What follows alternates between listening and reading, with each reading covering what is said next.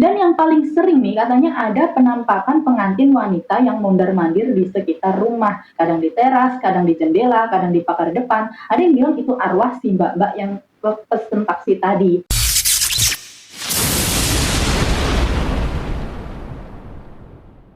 Halo, assalamualaikum teman-teman. Terima kasih karena kalian sudah mampir ke video ini. Kali ini aku akan mau ajak kalian jalan-jalan virtual ke salah satu tempat yang paling angker, paling melegenda, dan paling bikin penasaran di kota pahlawan Surabaya. Nggak usah lama-lama, langsung aja kita ke ceritanya. Let's go! Judulnya udah jelas banget ya, Rumah Hantu Darmo. Dengar namanya aja udah kebayang kan gimana aura mistisnya. Coba bayangin ya, kalian lagi asyik-asyiknya muter-muter di Surabaya, mungkin pas malam minggu atau lagi iseng nyari tempat makan, terus pas lewat di daerah Darmo, tiba-tiba mata kalian kayak dikunci, langsung tertuju pada satu bangunan, yaitu sebuah rumah gedung, besar banget, megah, tapi kondisinya itu udah kayak rumah di film horor. Jendela-jendela kaca udah pada pecah, bolong-bolong, dindingnya kotor, berlumut, hitam-hitam kayak nggak pernah disentuh cat puluhan tahun. Tanaman rambat udah menjalar, melilit, nutupin hampir seluruh bangunan. Bikin rumah itu kelihatan kayak lagi ditelan hutan. Ditambah lagi pohon-pohon di sekitarnya itu tinggi-tinggi, bikin suasana makin gelap dan lembab. Itulah dia si Rumah Darmo. Dari luar aja udah merinding kan, udah kebayang gimana kalau masuk ke dalamnya. Tapi tahu nggak sih teman-teman, di balik kemegahannya yang udah lapuk dan aura seramnya yang pekat itu, tersimpan banyak banget cerita mistis yang bikin bulu kuduk berdiri. Bikin tengguk kalian berasa kayak dingin dan bikin kalian mikir dua kali buat lewat sana sendirian. Konon rumah ini tuh udah berdiri sejak zaman Belanda loh. Bayangin, udah berapa generasi yang lewat di depan rumah ini. Awalnya sih rumah ini tuh megah banget, dihuni sama keluarga Belanda yang tajir melintir, yang mungkin dulu sering ngadain pesta-pesta mewah di dalamnya. Tapi kayaknya kemewahan dan kebahagiaan mereka ini nggak bertahan lama. Nah ini dia nih bagian yang paling bikin ngeri. Ceritanya itu di rumah ini tuh pernah terjadi pembantaian satu keluarga. Gila kan? Satu keluarga ludes. Jadi kabarnya dulu itu ada keluarga yang jadi korban pesugihan. Si kepala keluarga ini karena pengen cepet kaya, pengen harta melimpah tanpa kerja keras, dia pakai cara instan yang udah jelas-jelas dilarang agama.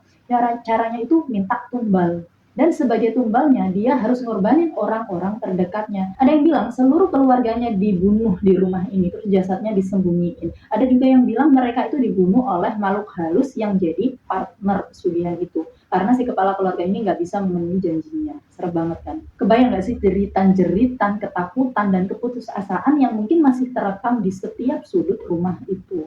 Nggak cuma tragedi keluarga aja teman-teman, ada juga nih cerita yang udah jadi legenda urban banget, yang sering banget diceritain dari mulut ke mulut, yaitu kisah dari sopir taksi. Konon si sopir ini, sebut saja namanya Pak Budi ya. Pak Budi ini pernah dapat orderan tengah malam. Penumpangnya itu seorang perempuan cantik banget, anggun, pakai gaun pengantin warna putih bersih. Cantik banget ya pokoknya. Nah, si perempuan ini tuh minta dianterin ke rumah Darmo. Pak Budi sih nurut aja ya, mikirnya paling mau nyamperin acara atau gimana. Nah, pas udah nyampe di depan rumah Darmo yang gelap gulita itu, Pak Budi nungguin. Kok penumpangnya nggak turun-turun ya? Pak Budi mulai curiga kan. Dengan sedikit rasa takut, dia nengok ke jok belakang dan jeng-jeng-jeng, penumpangnya udah nggak ada, alias lenyap.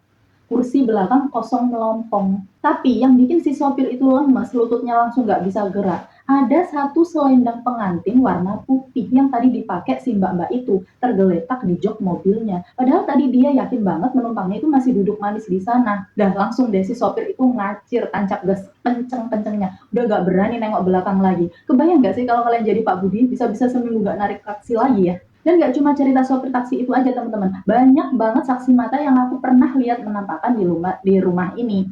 Ini bukan cuma satu atau dua orang ya teman-teman, tapi banyak banget. Mulai dari wanita berambut panjang yang sering banget kelihatan berdiri di jendela lantai atas, kayak lagi ngeliatin orang-orang yang lewat, tatapannya kosong, mukanya pucat. Terus ada juga yang lihat anak kecil lari-lari di halaman depan, kadang main petak umpet di balik pohon-pohon besar. Padahal rumah itu kan udah nggak berpenghuni ya. Dan yang paling sering nih katanya ada penampakan pengantin wanita yang mondar-mandir di sekitar rumah. Kadang di teras, kadang di jendela, kadang di pagar depan. Ada yang bilang itu arwah si mbak-mbak yang pesen taksi tadi, yang mungkin masih nyari pasangannya di rumah itu, atau arwah pengantin lain yang terjebak di sana, gak bisa tenang karena tragedi yang menimpa mereka. Wallahu a'lam.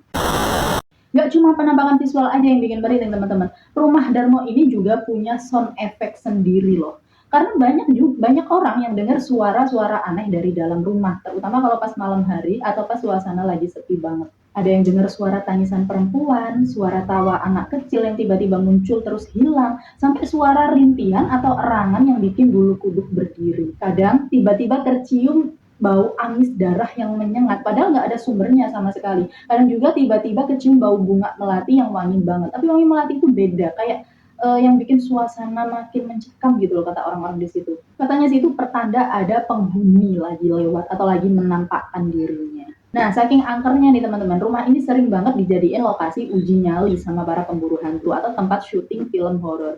Tapi hati-hati ya teman-teman, udah banyak banget cerita orang yang nyoba iseng ke sana terus malah diganggu, digodain, atau bahkan yang paling parah itu kesurupan. Ada yang tiba-tiba pingsan, ada yang ngomongnya jadi aneh, ada yang badannya dingin banget. Pokoknya kalau emang nggak kuat mental, udah mending jangan coba-coba datang ke sana deh. Mending nonton channel ini aja, lebih aman kan? Jadi menurut kalian gimana nih? Rumah Darmo ini beneran angker parah atau cuma mitos yang dibesar-besarkan aja buat nakut-nakutin orang? Kalau aku sih ya mending nonton dari jauh aja deh, nggak berani nyoba datang ke sana. Udah cukup dengerin ceritanya aja udah bikin merinding. Oke teman-teman, sebelum aku pamit ada beberapa hal penting yang perlu kalian tahu. Jadi cerita yang aku sampaikan ini adalah urban legend atau cerita rakyat yang beredar di masyarakat. Percaya atau tidaknya terhadap cerita ini itu sepenuhnya kembali ke keyakinan pribadi kalian masing-masing ya. Jika kalian kebetulan melewati atau berada di dekat lokasi yang disebut angker, selalu jaga sikap, perkataan, dan niat baik. Hormati apapun yang ada di sana. Jangan pernah melakukan hal-hal yang membahayakan diri sendiri atau orang lain demi konten atau rasa penasaran. Keselamatan adalah yang utama. Jadi intinya urban legend itu kayak cerita yang terus berkembang dan diceritain ulang sama banyak orang. Gak ada satu sumber buku yang baku, tapi ceritanya itu terus hidup di masyarakat. Oke deh teman-teman, segitu dulu cerita horor kita kali ini ya. Gimana? Udah cukup bikin merinding dan susah